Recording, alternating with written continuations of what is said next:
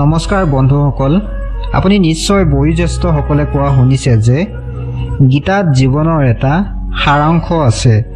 শ্ৰীকৃষ্ণই মহাভাৰতৰ যুদ্ধত অৰ্জুনক কিছু উপদেশ দিছিল, যাৰ ফলত অৰ্জুনৰ বাবে সেই যুদ্ধ জয় কৰাটো সহজ হৈ পৰিছিল।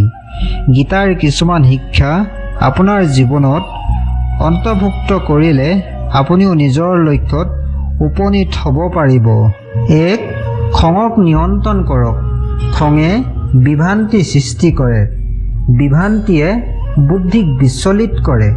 যেতিয়া বুদ্ধি বিঘ্নিত হয় তেতিয়াই যুক্তি ধ্বংস হয়, আৰু যুক্তি ধ্বংস হোৱা মানেই লোকজনৰ পতন অনিবাৰ্য হৈ পৰে। 2. দৃষ্টিভংগী। যিজন জ্ঞানী ব্যক্তিয়ে জ্ঞান আৰু কৰ্মক এক বুলি ভাবে তেওঁৰ দৃষ্টিভংগী শুদ্ধ। 3. মনৰ নিয়ন্ত্ৰণ।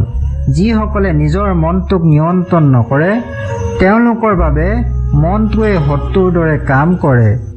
নিজকে মূল্যাংকন কৰক। অজ্ঞানতাৰ সন্দেহবোৰ আত্মজ্ঞানৰ তৰোৱালেৰে কাটি হৃদয়ৰ পৰা আঁতৰাই পেলাওক আৰু শৃংখলাবদ্ধ হওক। 5. নিজকে নিৰ্মাণ কৰক।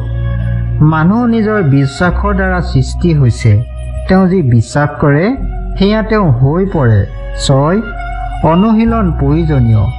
মনটো অস্থিৰ আৰু নিয়ন্ত্ৰণ কৰাটো কঠিন, কিন্তু ইয়াক অনুশীলনৰ দ্বাৰা নিয়ন্ত্ৰণ কৰিব পাৰি। 7.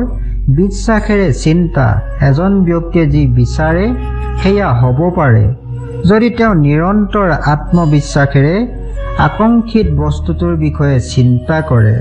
বন্ধুসকল, আপোনালোকে যদি আজিৰ এই গীতাৰ বাণীসমূহ শুনি ভাল পালে তেনেহ'লে লাইক কৰিব, কমেণ্ট কৰিব, লগতে মোৰ চেনেলটো ছাবস্ক্ৰাইব কৰি থ'ব, যাতে মই দিয়া ভিডিঅ'সমূহ আগলৈ পাই থাকে।